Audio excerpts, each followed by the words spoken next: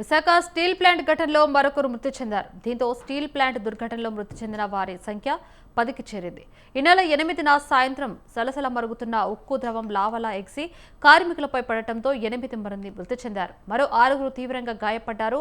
వారిలో Visakha seven hills ఆసుపత్రిలో చికిత్స పొందుతున్న పైడి రాజు ఈ నెల 10న మృతి చెందగా ఇవాళ చికిత్స పొందుతూ కాంట్రాక్ట్ కార్మికులు సూరిబాబు మృతి చెందారు. స్టీల్ ప్లాంట్ ప్రమాద ఘటనలో మొత్తం మృతుల సంఖ్య 10కి చేరింది. మృతుల కుటుంబాలకు 25 లక్షల చొప్పున, క్షతగాత్రులకు 10 లక్షల రూపాయల చొప్పున ప్రభుత్వం పరిహారం ప్రకటించింది. మృతి చెందిన ఒక్కో రెగ్యులర్ ఉద్యోగి కుటుంబానికి అన్ని రకాల ప్రయోజనాలు కలుపుకొని 1.72 కోట్లు, ఒప్పంద ఉద్యోగికి 45 లక్షల రూపాయల పరిహారం అందుతుందని డిప్యూటీ సీఎం పవన్ కళ్యాణ్ తెలిపారు.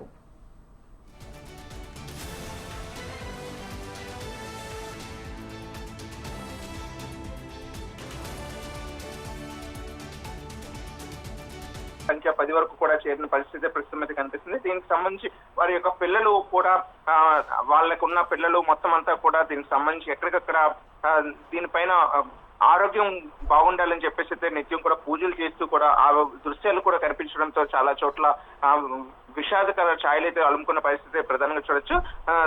సూరిబాబుకి భార్య వరలక్ష్మి, అలానే 2 పిల్లలు ప్రమీల, లోకేష్, 2 పిల్లలు కూడా ఉన్నారు. వాళ్ళు పెదగంటాడ మండలంలో సీతానగర్ గ్రామంలో నివాసం ఉంటున్న పరిస్థితి ఉంది.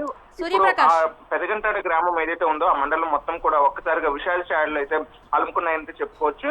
ఈ ఘటన జరిగిన తర్వాత మళ్ళా తన యొక్క తండ్రి అలానే తన యొక్క భర్త అయితే తిరిగి వస్తారని చెప్పేసి వాళ్ళ కుటుంబ సభ్యులు చుట్టూ సెవెన్ హిల్స్ హాస్పిటల్ చుట్టూ కూడా తిరుగుతున్నారు.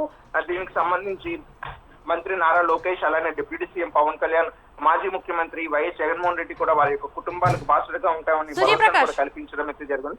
కానీ సూర్యప్రకాష్, అంటే మృతుల కుటుంబాలకు ప్రభుత్వం నుంచి పరిహారం ఏమైనా ప్రకటించిందా? అసలు మృతి చెందిన క్షతగాత్రులకు ఎన్ని లక్షల రూపాయలు చొప్పున మనకి పరిహారం అందిస్తున్నారు?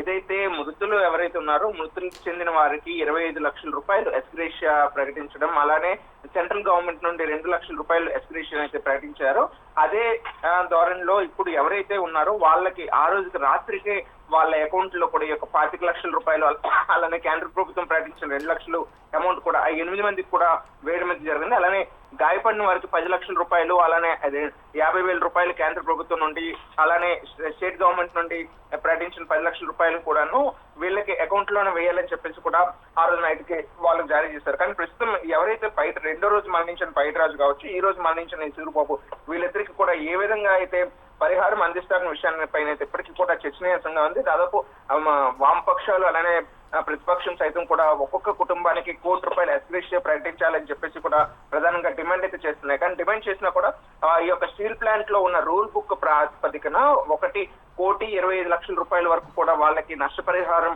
ఆ యొక్క స్టీల్ ప్లాంట్ పరిహారంగా వస్తుంది కనుక ప్రభుత్వం నుండి ఎటువంటిది ఇవ్వట్లేదని చెప్పేసి ప్రతిపక్షాల నుండి అయితే తీవ్ర విమర్శలు అయితే చేసిన పరిస్థితి ఉంది. కానీ ఏదేమైనా సరే ఈ యొక్క కార్మికులు ఎవరైతే మరణించారో వాళ్ళకి ఇవ్వాల్సిన సరైన సదుపాయాన్ని కానీ ఆర్థిక సహాయాన్ని కానీ అందించడంలో ప్రభుత్వం విఫలమైంది అయితే ఇక్కడ ప్రతిపక్షాలు అయితే వాదిస్తున్న పరిస్థితి ఉంది. కానీ ప్రభుత్వం నుండి అయితే వెంటనే ఎస్గ్రేషియాని అయితే స్థానికంగా ప్రకటించడంతో పాటు 24 గంటల లోపలే వారి యొక్క అకౌంట్ లో కూడా మేము జమ చేశామని చెప్పేసి ప్రభుత్వ అధికారులు అయితే తెలియజేసిన పరిస్థితి ఇక్కడ కనిపిస్తుంది. ఏదేమైనా సరే వీళ్ళందరికీ కూడా ఈ రోజు చనిపోయిన సూరిబాబుకి కూడా దాదాపు 25 లక్షల రూపాయలు రాష్ట్ర ప్రభుత్వం నుండి, అలానే 2 లక్షల రూపాయలు కేంద్ర ప్రభుత్వం నుండి కూడా వచ్చే అవకాశం ఉంటుందనేది ప్రధానంగా తెలియజేస్తున్నారు.